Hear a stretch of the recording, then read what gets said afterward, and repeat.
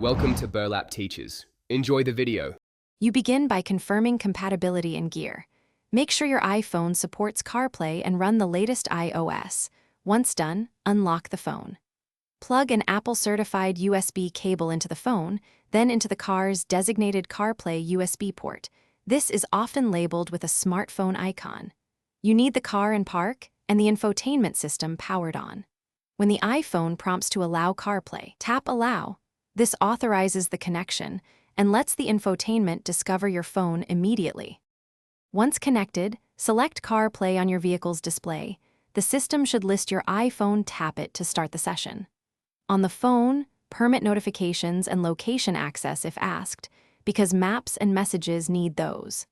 Next, go to iPhone Settings General CarPlay to customize app layout and shortcuts so your most used apps appear first.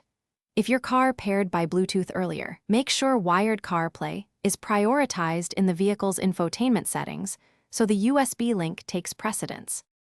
Finish by testing core functions. Launch Maps, play music, and make a phone call. Use Siri for hands-free checks to confirm audio and mic work.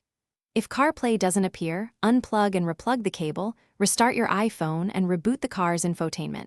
This clears temporary faults. If problems persist, swap for another Apple-certified cable and verify CarPlay isn't restricted under screen time.